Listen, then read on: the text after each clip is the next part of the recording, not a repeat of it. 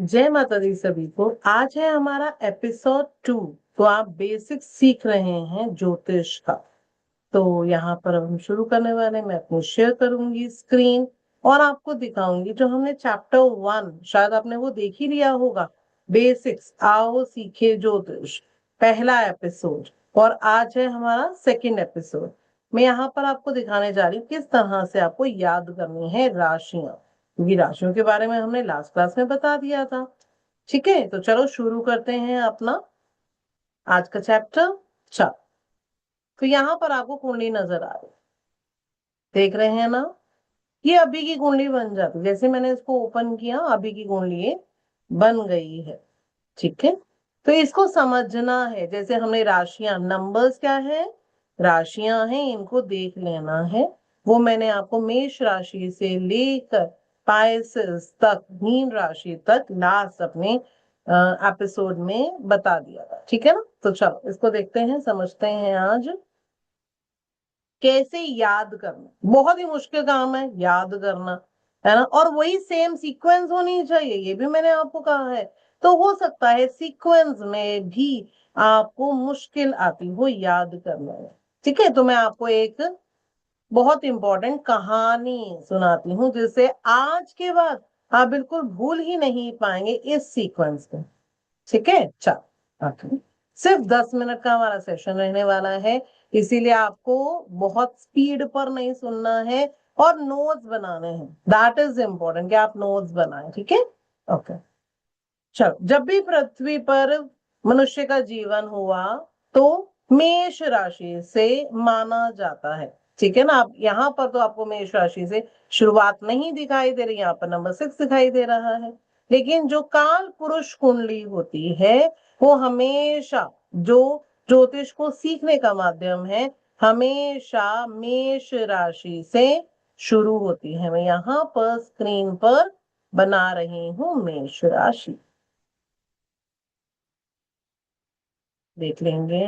ऐसे आप बना सकते हैं, आप मेरे साथ साथ आप भी बना सकते हैं, नोटबुक और पेन लेकर बैठ। ठीक है, तो मेष राशि number 1, number 2 Taurus, number 3 Gemini, number 4 Cancer, number 5 Leo, number 6 Virgo, number 7 Libra, number 8 Scorpio, number 9 Sagittarius, number 10 Capricorn, number 11 Aquarius and number 12 Pisces। ये मैंने इंग्लिश में बोले हैं, हिंदी में भी मैंने लास्ट क्लास में बताया। ठीक है ना, ओके।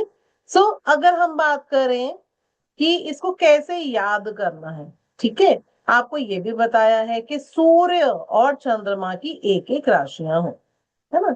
तो जैसे ही कोई मिनिस्टर आएगा, यानी कोई गवर्नमेंट ऑफिसर होगा, क्या होगा, उससे पहले सेनापति आएंगे और उसका पूरा चेक करेंगे कि ये सेफ है राजा के आने के लिए या नहीं, है ना। और वो सेनापति कौन है, वो है मंगल देव।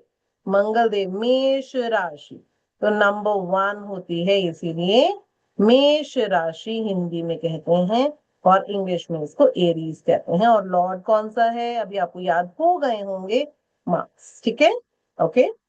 अब उसके बाद पूछा गया नंबर 5 पर सूर्य देव से सिंह राशि में, उनसे पूछा गया आप कहाँ बैठना पसंद करोगे। उन्होंने कहा मैं ये 5th हाउस, तो मैं यहाँ पर नंबर इसलिए लिखा है ताकि आप उस हाउस को भी पहचान सको। इस ये परमानेंट हाउसेस है, ये 5th हाउस कहलाए। ठीक है ना, काउंट करेंगे 1 2 3 4 5, 1 2 3 4 5, 5th हाउस हो गया ना। तो उन्होंने कहा मैं तो यहाँ 5th हाउस में बैठूंगा। और एक ही लॉर्ड होते हैं सूर्य, यानी एक ही है, एक ही सूर्य एक ही चंद्रमा है। ठीक है, ओके। तो उन्होंने कहा कि मैं तो 5th हाउस में यहाँ बैठूंगा, यानी कि आपका ग्रेजुएशन, हमारा जो ग्रेजुएशन होता है या जो हम पिछले जन्मों से लेकर आ रहे हैं, वो हम 5th हाउस से देखते हैं। इसीलिए अभी मैं हाउसेस का अलग अलग अपने एपिसोड्स में एक एक हाउसेस को बहुत अच्छे से एक्सप्लेन करने वाली हूँ। ठीक है, इसको समझ। उसके बाद राजा ने अपनी रानी को अपने साथ ही बिठाना चाहा। ऑफ कोर्स अगर हम कहेंगे राजा जी तो अपनी रानी को अपने साथ में बिठाएंगे। तो नंबर 4 जो होता है वो कैंसर, ठीक है, और कर्क राशि, जिसका लॉर्ड जो है वो चंद्रमा होते हैं। कर्क राशि लॉर्ड है मून, सूर्य के लॉर्ड है सन, ठीक है। इसके बाद हर ग्रह जो है वो वहां पर दो दो आपको नजर आएंगे। कैसे? बड़े बेटे को सिखाने के लिए राजा ने अपने साथ बुध को बिठाया। ये है बड़े बेटे मरकरी। नंबर 6 पर लिख देते हैं हम वर्गो, कन्या राशि। ये बड़े बेटे हैं जिनको प्रिंस कहते हैं हम, ठीक है। और कन्या राशि, मरकरी, इसका लॉर्ड है मरकरी। और छोटे बेटे को माँ ने अपने साथ बिठाया, बिल्कुल साथ में। नंबर 3 ट्रेनिंग के लिए, ताकि कम्युनिकेशन अच्छा हो सके, डॉक्यूमेंटेशन अच्छा हो सके। तो ये थर्ड हाउस या 3 नंबर जेमिनी राशि से हम देखेंगे, ठीक है। मिथुन राशि, इसके लॉर्ड मरकरी, छोटे बेटे, ठीक है। अब इन दोनों बेटों ने बड़े होकर शादी की। दोनों को एक एक वीनस मिल गई। छोटे बेटे को वीनस मिली टॉरस नाम की, और बड़े बेटे को लिब्रा, ठीक है। तो इसको भी ऐसे लिख देते हैं। नंबर 2 पर हमने लिखा छोटी बहू टॉरस नाम की, ऋषभ, लॉर्ड है वीनस। और नंबर 7 पर लिब्रा, तुला राशि, ठीक है। तो बड़ी बहू को सब कुछ मैनेज करना है, इसीलिए ही आपने उनका सिंबल भी देखा हुआ है तराजू, है ना। चलो अब आप आगे देखते हैं। वीनस, जब दोनों वीनस है तो राजा ने कहा, आपको सेनापति को बोला कि आपको इन दोनों बहुओं का ध्यान रखना है। तो एक हो गया जो छोटी बहू को मिला वो एरीज, मेष राशि, मार्स जिसके लॉर्ड है। और नंबर 8 पर आता है स्कॉर्पियो, स्कॉर्पियो वृश्चिक, और लॉर्ड है मंगल। तो सेनापति हो गए, दोनों को सेनापति भी मिल गए हैं। अब मैं यहां पर लिख देती हूँ। अब इसके बाद क्या हुआ, दोनों गुस्से वाले होते हैं। सेनापति क्या होता है, गुस्से वाले होते हैं, गुस्से वाले होते हैं। इसीलिए सूर्य देव ने, राजा ने सीधा बोला कि आपको जो भी कार्य करोगे आप गुरु से पूछे बिना नहीं कहो करोगे। तो इसीलिए ही दोनों सेनापति को एक एक गुरु की राशि, गुरु को साथ में बिठाया, ठीक है। तो नंबर 9 गुरु का और नंबर 12 भी गुरु का। तो नंबर 9 जो होता है दैट इज सैजिटेरियस, धनु, जिसके लॉर्ड है जुपिटर। और 12 नंबर पर भी मैं लिख देती हूँ पाइसेस, मीन राशि, और उनके लॉर्ड हैं जुपिटर, ठीक है ना। तो जुपिटर जो उन्होंने सलाह देनी है उसके लिए उनको जल्दी से बताना होगा मंगल को, नहीं तो क्या होगा, उससे पहले ही वो किसी न किसी का प्रॉब्लम कोई कर सकता है, जल्दी जल्दी कुछ भी कर सकता है ना।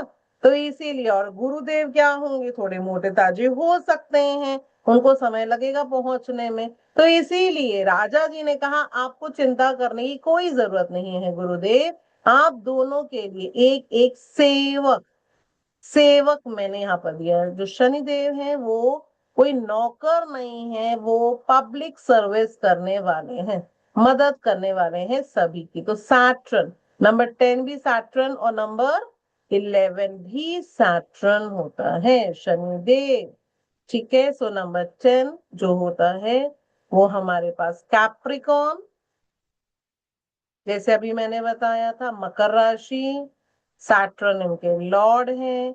और वैसे ही एक्वेरियस, एक्वेरियस कुंभ का घड़ा, कुंभ की बहुत सारी नॉलेज, शनिदेव, इन दोनों राशियों में भी परिवर्तन होगा। इन दोनों जातकों में जो लोग इनसे रिलेट करते हैं उनमें भी डिफरेंस होगा। तो अब ये कहानी आप बिल्कुल भी नहीं भूलोगे। एक बार दोबारा ट्राई कर लेना और देखना मैजिकली रिजल्ट्स। आपको इतना याद होना जरूरी है, इतना याद होना आपके लिए बहुत बहुत जरूरी है। इसके आगे तभी आप बातें समझ पाएंगे। एक एक हाउसेस को हम एक्सप्लेन करेंगे, प्लैनेट्स को एक्सप्लेन करेंगे, जिससे कि आप बहुत अच्छे से अपनी ही कुंडली, अपने घर वालों की कुंडली को देखने में आपको आसानी लगे। ठीक है ना। तो यहाँ पर देखिए क्या है, लगन क्या है। यहाँ पर जो फर्स्ट हाउस होता है वो लगन होता है, याद है ना। ठीक है, हिंदी में इसको लगन कहते हैं, इंग्लिश में इसको असेंडेंट कहते हैं। नंबर 6 लिखा है, यानी यहाँ पर देख लीजिए कहाँ लिखा है, वर्गो कन्या, यानी कि कन्या वर्गो लगन है। और ये भी बताइए राशि कौन सी है। राशि वो होती है जहां पर चंद्रमा बैठा होता है, उसके सामने वाला नंबर। नंबर है 3, जेमिनाई। तो जेमिनाई इस जातक की जेमिनाई यानी मिथुन राशि है। और आपकी राशि कौन सी है वो भी मुझे चैट बॉक्स में बताइएगा। अगर आपने नंबर 1 सुन लिया है, नंबर 2 भी सुन लिया है तो डाल लिख दीजिएगा। जय माता दी सभी को, जय माता, जय माता।